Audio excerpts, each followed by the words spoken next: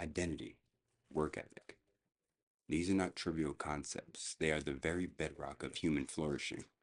Who you are and how you labor. These shape the trajectory of your existence. They determine whether you drift through life directionless or whether you carve a path of purpose and excellence. We live in a time where people outsource their identity to the opinions of others, to social constructs, to fleeting validations, but identity is not something arbitrarily assigned to you by society.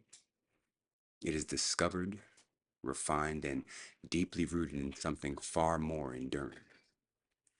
So today we're going to unravel these ideas: identity, diligence, and the unshakable link between the two.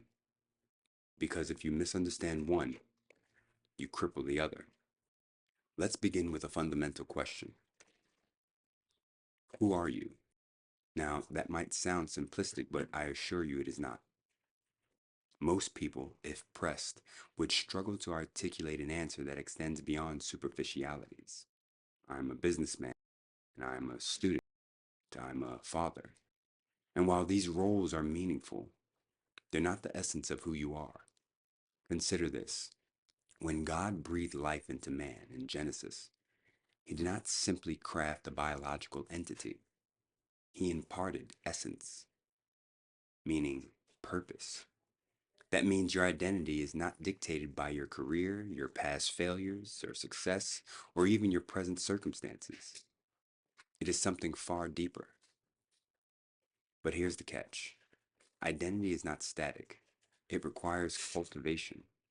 It must be reinforced by action. If you believe yourself to be disciplined but act without structure, your belief is meaningless. If you see yourself as a leader but refuse to take responsibility, your identity is fragile. True identity is forged in action and struggle, in the persistent act of aligning who you are with how you live. That brings us to our second pillar: work ethic. Let's be very clear. Work is not a punishment. It is a vehicle for purpose. It is in many ways the litmus test of identity. Proverbs 22:29 states, Seest thou a man diligent in his business? He shall stand before kings. He shall not stand before mean men. there's an inherent truth in this. Competence is rewarded. Diligence elevates you. Excellence pursued consistently will place you in a position of influence. Here's the uncomfortable reality. Most people don't want to pursue excellence. They want the rewards of diligence without the discomfort of discipline. They want recognition without refinement. But you don't become competent by accident. You don't rise to greatness through mere intentions.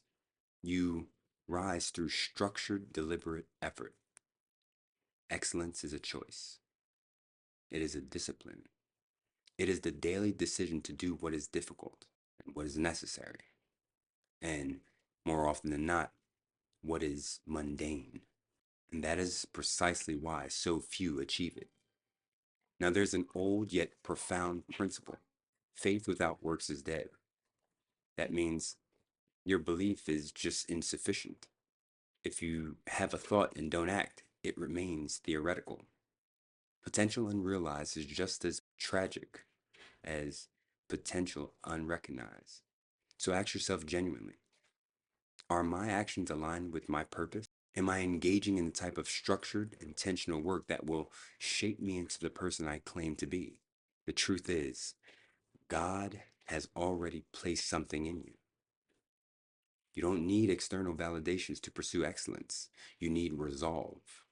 You need diligence. You need to step forward, regardless of the resistance. And the more you move toward the person you want to be, the better you'll become. If today's discussion resonates with you, here's my challenge.